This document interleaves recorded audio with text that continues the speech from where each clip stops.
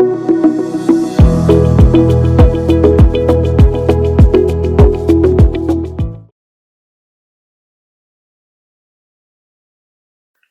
நேரம் யூடியூப் நேயர்கள் அனைவருக்கும் உங்களுடைய வெல்னஸ் குருஜியுடைய அன்பான வணக்கங்கள்.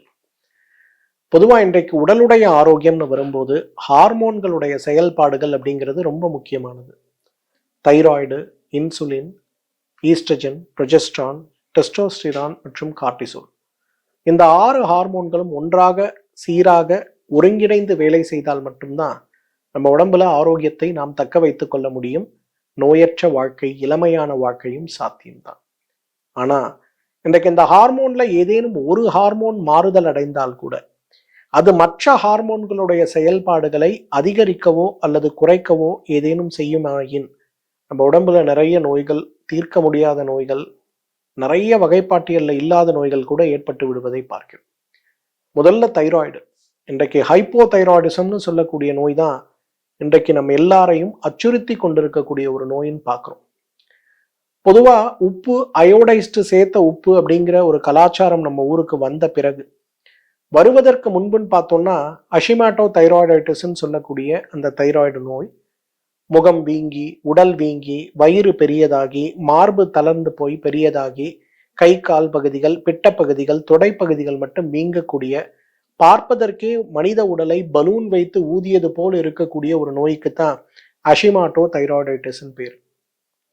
தலைமுடி கொட்டி போய் பெண்களுக்கு ஆண்கள் போல் முடி வளரக்கூடிய சூழல், ஆண்களுக்கு பெண்கள் போல் மார்பு தளர்ச்சி அடைந்து வளரக்கூடிய ஒரு சூழல், ஆண்மை குறைவு, பெண்மை குறைவு, வயிறு சார்ந்த உபாதைகள், கடுமையான மலச்சிக்கல், மனதில் இருக்கக்கூடிய நோய்களாக டிப்ரெஷன் சார்ந்த நோய்கள், இவை அனைத்தும் அதிகமாகும் போது அவர்களுக்கு ஏன் ஹார்ட் அட்டாக் கூட வரக்கூடிய நோய்கள் வரை அதிகமாவதற்கு ஹைப்போ தைராய்டிசம்னு சொல்லக்கூடிய, ஹஷிமோட்டோ தைராய்டைட்டிஸ்ன்னு சொல்லக்கூடிய இந்த நோய் மிகப்பெரிய காரணமாக இருக்கிறத பார்க்கும்.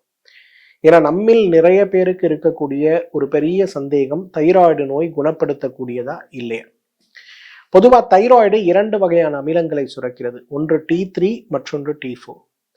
இந்த T3 அப்படிங்கிறது என்ன பண்ணும், இது உடலுடைய தைராய்டு தேவைக்கு தேவையான T4 தான் இன்றைக்கு உடல்ல திசுக்கள் உறிஞ்சு கொள்ளக்கூடிய, இயக்கக்கூடிய அமிலமாக இருப்பது T4. அப்ப T3 சுரக்கும் போது இந்த T3ல B12 சத்தும் இரும்பு சத்தும் ஒன்றாக சேர்ந்து நிறைய சுரக்கக்கூடிய T4ஆக மாற்றமடைய வைக்கிறத பார்க்கும்.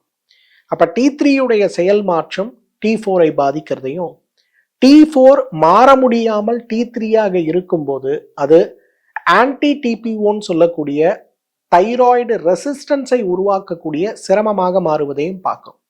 இதை இன்னும் புரிஞ்சுக்கணும்னா சர்க்கரை நோயை நம்ம கம்பேர் பண்ணலாம்.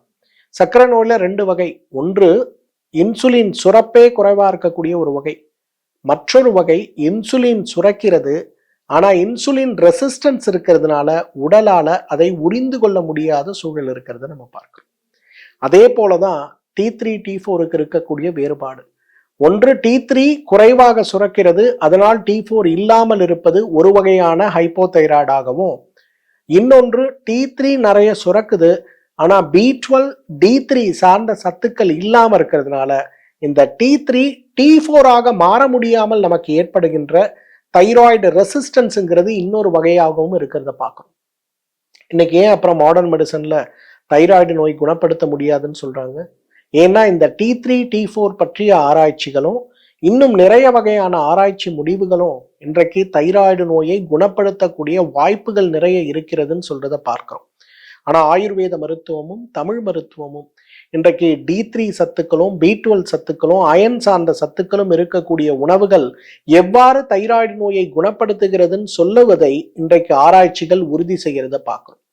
தைராய்டு நோய் ஏற்பட்டு விட்டது, தைராய்டு நோயை குணமாக்க குறைக்க நம்ம என்ன செய்யணும்? 5 சுலபமான வழிமுறைகள். நம்பர் 1, இன்றைக்கு தனியா கஷாயத்தை பற்றி என்னுடைய நிகழ்ச்சியில நிறைய நான் சொல்லியிருக்கேன். என்னுடைய அனுபவத்துல நிறைய பேர் தைராய்டு நோயோடு போராடி கொண்டிருக்கக்கூடிய ஒரு நிலை இருந்தாலும் கூட இரவு படுக்கும்போது ஒரு 10 கிராம் தனியா ஒரு 300 மில்லி தண்ணீர்ல போட்டு ஊற வச்சிருங்க. காலை எழுந்த உடனேயே இதை அடுப்பில் ஏற்றி கொதிக்க வைத்து 300 மில்லி தண்ணீரை 100 மில்லி கஷாயமாக குறைத்து வடிகட்டி வெறும் வயிற்றில் தேநீர் அருந்துவது போல சூடாக இதை சாப்பிடுங்க. இதை தொடர்ந்து நம்ம செய்யும் போது என்ன ஆகும், நம்ம உடம்பில் இருக்கக்கூடிய T3 T4 பரிமாற்றம் மாறுவதையும் ஒரு 30 நாள் கழிச்சு நீங்க டெஸ்ட் பண்ணி பார்த்தீங்கன்னா இந்த TSHல அவ்வளவு பெரிய மாற்றம் ஏற்படுவதையும் பார்க்க முடியும்.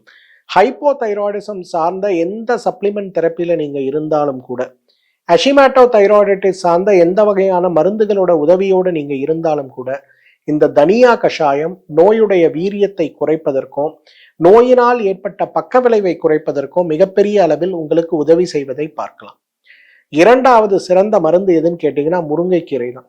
இந்த முருங்கைக்கீரையில் இருக்கக்கூடிய B12 சத்துக்களும் முருங்கைக்கீரையில் இருக்கக்கூடிய அயன் சார்ந்த சத்துக்களும் மிகப்பெரிய அளவில் நமக்கு ஆரோக்கியத்தை மேம்படுத்த உதவுறத பார்க்கிறோம்.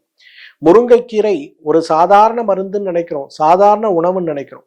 நம்முடைய முன்னோர்கள் எவ்வளவு புத்திசாலிகளாக இருந்தால் குழந்தைகள் வயதுக்கு வந்த உடனேயே அவர்களுடைய இனப்பெருக்க மண்டல ஆரோக்கியத்திற்கு தைராய்டு தேவை, இரும்புச்சத்து தேவை, விட்டமின் B12 சத்துக்கள் தேவை அப்படிங்கிறத யோசிச்சு அவர்களுக்கு முருங்கைக்கீரையை இந்த சடங்கு நடக்கக்கூடிய 7 நாட்கள் 9 நாட்கள் அல்லது 11 நாட்களுக்கு உணவாகவே கொடுப்பதை பழக்கமாக வைத்திருந்தார்கள். யோசிச்சு பாருங்களேன்.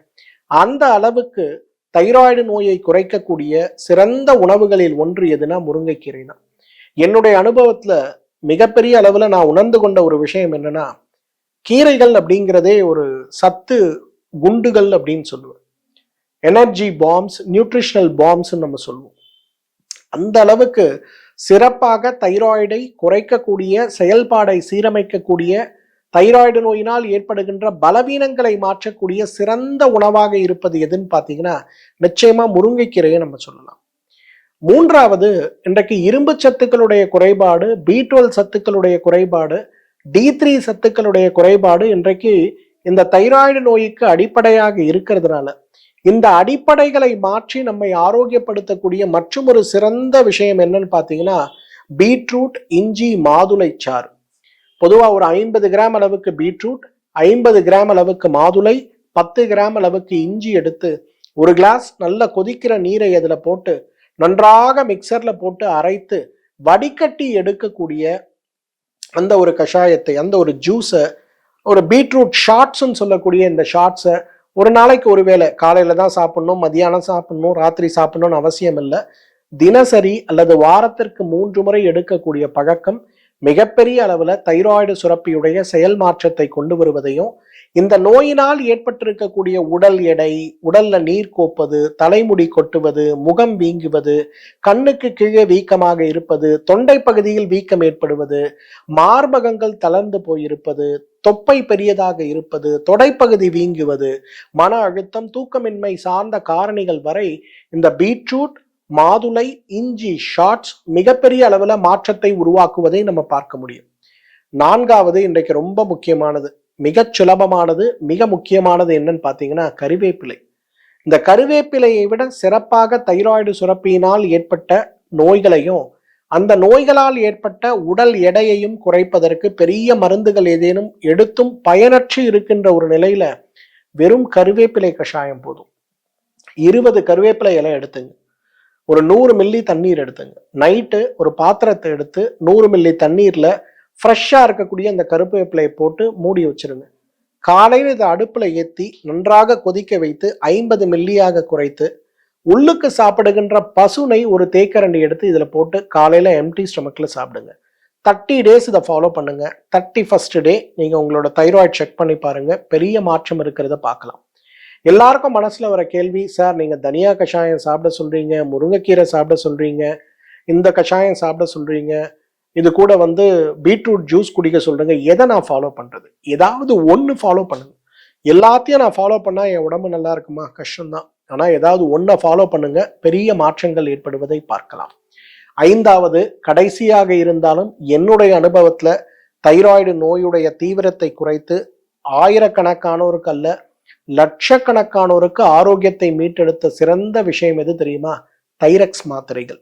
இந்த தைரக்ஸ் மாத்திரைகளை காலை 2, இரவு 2 உணவுக்கு முன்பு நாம் எடுத்துக்கொள்ளும் போது மிகப்பெரிய அளவுல உடலுடைய ஆரோக்கியம் மட்டுமல்ல, தைராய்டு நோயினால் ஏற்படுகின்ற பக்க விளைவுகளும், எத்தனையோ மருந்துகள் எடுத்து எத்தனை வருடங்களாக மருந்துகள் எடுத்தும் தீராமல் இருக்கக்கூடிய தைராய்டு நோயும் கட்டுப்படுவதை பார்க்க முடியும், குணப்படுவதையும் பார்க்க முடியும். ஆனாலும் கூட இன்னைக்கு தைராய்டு நோயை குணப்படுத்தணும், நோயற்ற வாழ்க்கை வேணும், மருந்தற்ற வாழ்க்கை வேணும்னா உங்களுடைய முயற்சி உடல் கழிவு நீக்கத்திலிருந்து ஆரம்பிக்க வேண்டும். உடல் கழிவு நீக்கம் செய்யாமல் நாம் எடுக்கும் முயற்சிகள் 100% பலனை கொடுக்காது. 50%, 80% கூட பலன் கொடுக்கும். அப்ப 100% ஆரோக்கியமான வாழ்க்கை நமக்கு வேணும்னா அதற்கு நமக்கு உதவி செய்கின்ற மிகப்பெரிய அருமருந்து உடல் கழிவு நீக்கம் தான். மா இலை 10, கொய்யா இலை 10, வேப்ப இலை 10, 300 மில்லி தண்ணீர் கொதிக்க வைத்து 100 மில்லியாக குறைத்து வடிகட்டி எடுக்கக்கூடிய கஷாயத்துல உள்ளுக்கு சாப்பிடுகின்ற விளக்கெண்ணெய் 10 மில்லி சேர்த்து காலை வெறும் வயிற்றில் மாதம் ஒரு முறை சாப்பிடுங்க. உள்ள இருக்கக்கூடிய கழிவுகள் வெளியில் போகும்போது இறந்த திசுக்களும் இரத்தத்தில் இருக்கக்கூடிய உறிஞ்சப்பட முடியாமல் இருக்கக்கூடிய ஹார்மோன்களுடைய அமிலங்களும் உடலை விட்டு வெளியே போகும்போது உடலுடைய செயல்பாடு சீராகிறது மட்டுமல்ல, இந்த சுரப்பிகளும் தன்னைத்தானே புதுப்பித்துக் கொண்டு, அணுக்களும் தன்னைத்தானே புதுப்பித்துக் கொண்டு சுரப்பிகளோடு சேர்ந்து ஆரோக்கியத்தை நல்குவதை நாம் பார்க்க முடியும். நம்முடைய முயற்சி உடல் கழிவு நீக்கத்திலிருந்து ஆரம்பித்து அது கூட தனியா அல்லது கொத்தமல்லி விதை கஷாயம் அல்லது முருங்கைக்கீரை அல்லது நாம் உணவில் சேர்க்கக்கூடிய பீட்ரூட், மாதுளை, இஞ்சி சாறு அல்லது நம்ம சுலபமாகவே செய்யக்கூடிய கருவேப்பிலை கஷாயம், இந்த 4 விஷயங்கள்ல ஏதேனும் ஒன்றையோ அல்லது தைரக்ஸ் மாத்திரைகளையோ தொடர்ந்து பயன்படுத்தி வந்தோமேயானால் தைராய்டு நோய் மற்றும் அதால் ஏற்படுகின்ற இணை துணை நோய்களற்ற ஒரு ஆரோக்கியமான வாழ்க்கையை நாம் பல்லாண்டு காலம் வாழ்ந்திட முடியும்.